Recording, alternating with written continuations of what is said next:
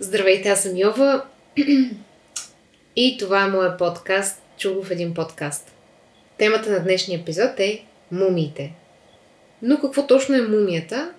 Мумията е тяло, чието меки тъкани са се запазили след смъртта. Оказва се, че освен в Египет, както нас ни е свестно, мумии има по целия свят. За целта на епизода ще разделим мумиите на два вида. Първият вид са естествени мумии, вторият тип са мумии, създадени с човешка намеса. Но за да говорим за мумифицирането, първо трябва да знаем какво точно се случва с човек след като умре. Първото, което се случва е процес, който е наречен автолиза. Автолизата е много интересно нещо, защото всъщност представлява общото автоканибализъм след смъртта. Органите, които съдържат храносмилателни ензими, като например стомаха, си казват: време, човека умря, давайте да се самоизяждаме, братя, всеки сам за себе си, и по този начин органите ни самоизяждат. Заедно с автолизата започва и процеса на разлагане. Разлагането, мисля, че на всички е много ясно, но за неразбралите ще го кажа и сега. Разлагането е процеса, в който бактериите в нашето тяло започват да разграждат меките тъкани, докато останем само кости и кокали. Буквално. Тези два процеса много зависят от климатичните условия. Например, в тропичните страни първите следи от процеса на разлагане могат да се забележат между 12 и 24 часа.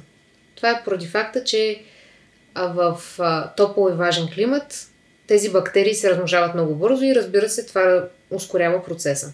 Но това драстично се променя в сух и студен климат. Сега ще ви разкажа за една от най-древните мумии, открити до този момент. Това е мумията Отци. Отци е открита през 1991, но учените датират от 3300 години преди Христа. Предполага се, че Отци е бил застрелян в рамото и след като се скрил в процеп между скалите, по-късно умира от кръвозагуба и е затрупан от лед и сняг.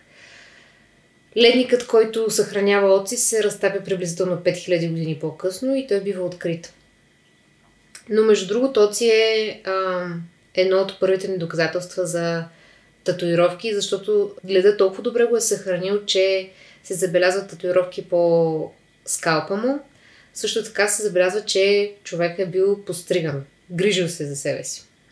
Оказва се обаче, че освен ледът, друг изключително добър начин за мумификация е липсата на влага в комбинация с топлия климат.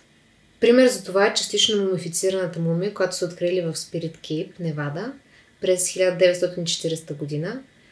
Предполага се, че точно тази специфична среда в пещерата, която се е създала на изключително висока температура с липса на влага, е успяла след смъртта на личността да изсуши тялото до такава степен, че то се е запазило 9000 години по-късно. На този принцип са и първите мумии в Египет. Пясъкът, заедно с ледът, се смята за най-добрия консервант, защото абсорбира и усвоява каквато и да е влага и по този начин изсушава тялото напълно. Това означава, че бактериите, които са в него, нямат възможност да се размножат поради липсата на влага и това спира каквито и да е процеси на разлагане. Първите мумии всъщност били хора, които са увивани в плат и погребвани в пясък. След като се откриват години по-късно тези запазени тела, това повлияло на възникването на нови религиозни вярвания в египтяните. Те смятали, че точно тези естествени мумии били доказателството, че има безсмъртие, че има живот след смъртта и че може човек да се възкреси. Ако тялото е живо, следователно душата е жива. Също така, те вярвали, че ако всички 5 елемента на живота се съберат, което са душа, име, сянка, сърце и тяло, човекът отново ще се съживи. Може да се каже, че първите мумии са създадени по грешка. Или поне със сигурност не с такава цел. Но след като се превръщат във важна част от религиозната система на египтяните, се появява нов проблем. Египтяните започнали да уважават мъртвите си, след като те могат да се върнат отново в света на живите, и започнали да слагат преграда между тялото и пясъка. Може да се каже първобитния ковчег. Ковчег 1.0. Но пясъка вече не е можел да изсушава тялото и следователно тялото си се разлагало, както си се полага. Египтяни се чудили мали какво да правят, затова решили, че ако тялото не може самичко да си се мумифицира, те ще му помогнат малко и така се е появил процеса на балсамиране. Първите опити не били особено успешни. Увивали тялото в лен напоен с смола, но това не е разрешавало проблема с разлагането. И след известно време египтяните установили също нещо, че проблема с разлагането не е кожата, а идва отвътре. Точно това тяхно осъзнаване довело до големия скок, който ни довежда до мумиите, които ние така обичаме и ценим до днешно време. Процесът на мумифициране в този период бил толкова сложен и многопластов, че отнемал месеци и също така бил много тясно свързан с техните религиозни обичаи, възгледи и много сакрален същевременно. Въпреки, че процесът е варирал и е бил различен на различните места, различните години и класи, на които е бил прилаган, мога да го обобщя в следните стъпки. Първо, отнасяли тялото в червената земя, което е пустинен регион далеч от населените места и близо до река Нил.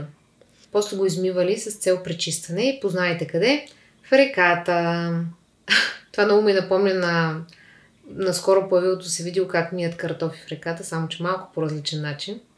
След като изчиствали тялото, го занасили в залата за балсамиране и го полагали на дървено легло. И от тук нататък почват само приятни неща. Пробивали с длето преградата между носа и мозъка и започвали с кука да изваждат каквото могат. След като куката вече не вършила работа, продължавали с лъжичка, голяма, по-малка и докато всичко се изгребало до последната лъжичка, в косотийка и разбира се най-накрая изплаквали черепната кухина. Какво друго освен това? След като приключили с мозъка, правили малък разрез на торса и оттам изваждали всички органи. Тя ги запазвали в специфични съдове, като изключим бъбреците. Те също били за кучетата, както мозъка, образно казано, или не толкова. Но органите, които смятали за важни, ги увивали в ленен плат, напоен в смола и ги слагали в този тип стъкленици.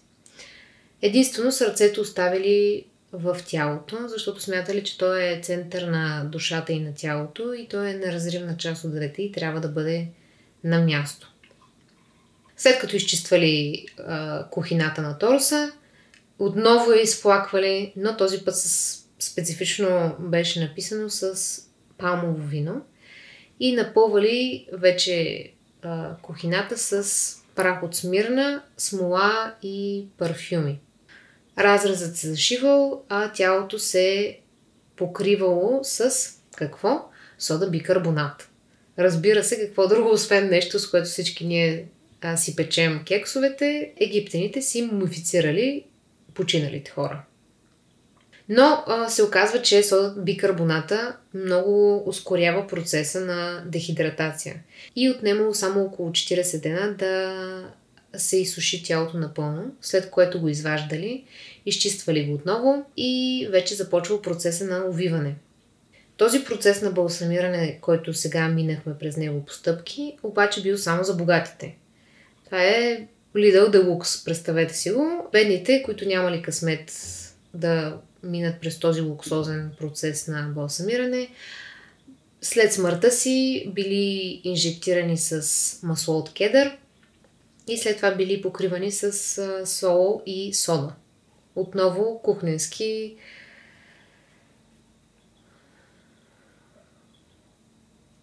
През тези 70 дни маслото от кедър разграждало всички органи, меки тъкани и след като този период минал, тялото било изваждане, почиствано и източвано от тази хубава приятна смес от масло от кедър и органи. В крайна сметка, тялото отново било увивано, но има и трети вариант, варианта за най-бедните. Той е чисто и просто. Изкорвали са ги и отново са били потапени в сол и сода за нужния период. След като тялото е балсамирано, превързано, остава едно последно нещо и то е вече да се постави в ковчег, слагала се е погребална маска и оттам вече се е носил в гробницата. Ковчегът е бил поставен прав, въпреки че ние всички сме виждали филмите, саркофага е на земята легнал, но не, ковчега се е поставил прав. Най-вероятно за да може, като се съживи човека так и продължава да ходи. Това беше за египетските мумии. Преди да приключи епизода, искам набързо да кажа 5 интересни факта, които се служават да бъдат чути, но нямах време да разгледам в подробност. Първи факт. Освен ледът и липсата на влага, друга изключително добра и благоприятна среда за мумифициране са торфните блата. Те са лишени от кислород и това спира процеса на разлагане и също така те са богати на танини, което пък от своя страна запазва кожата и меките тъкани. Често телата, открити в подобни блата, са с прерязани гърла, с липсващи крайници, с белези, с въжета около врата, което говори, че или тези хора са били ритуално убити, или просто си били убити. Едно от двете.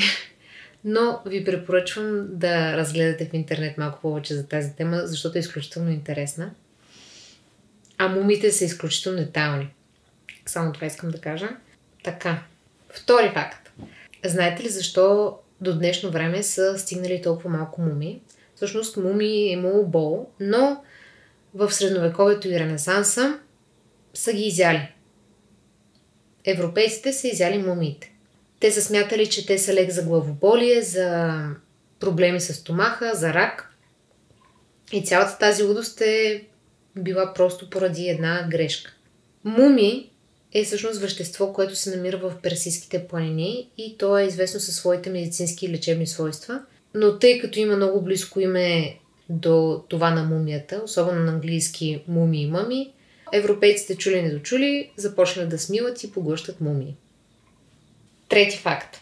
Различни методи на балсамиране включват потапяне в вино, потапяне в бренди, потапяне в оцет и общо взето, ако някога се чудите как си направите туршия, по същия начин явно може да си направите и мумия.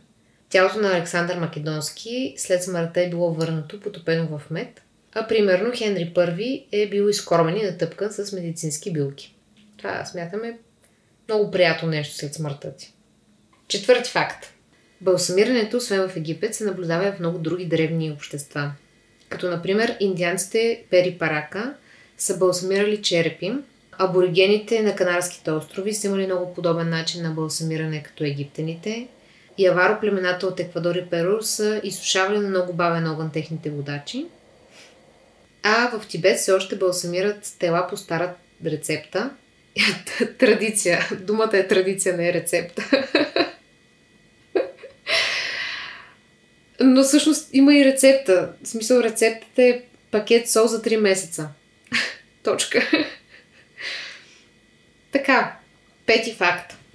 През 1775 мис Мартин ван Бутшел починала и в завещанието й пишело изрично, че мъжът може да разполага с нейното богатство, единствено и само докато тя все още не е положена в земята. Затова мъжът й направил най-разумното нещо и най-логичното мумифицирал я е. След това я е изложил във всекидневната си зад стъклен похлопак, малко като снежанка, но не точно. А с парите правил каквото си реши до края на собствения му живот. Шести факт. Съвременната процедура по балсамиране се състои в извличането на кръвта от вените и подменянето й с формалин. Подобен тип балсамиране е приложено на тялото на Ленин. Но то не е постоянно решение, изисква да се обновява отново и отново, като например когато има посетители. Това беше първият епизод на моя подкаст. Чухте го в един подкаст. Вече и вие може да кажете, че сте чули нещо за мумиите в един подкаст. Надявам се да ви е по-приятно. На мен със сигурност ми беше приятно. Надявам се, след като го гледам, да не потъна в земята от срам. Но предполагам, че ще се случи. И ще се видим другата седмица.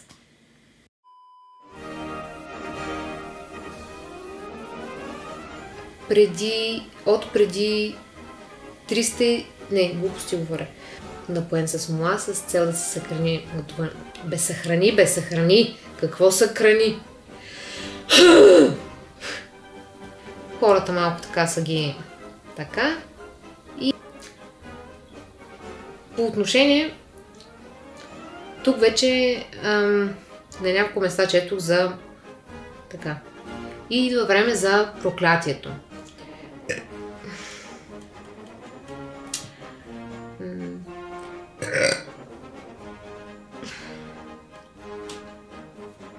В смисъл, както си правите туршията, явно така са пробвали да балсамират.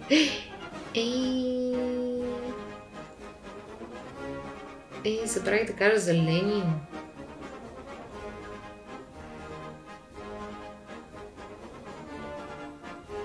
Но тъп. Боже мой!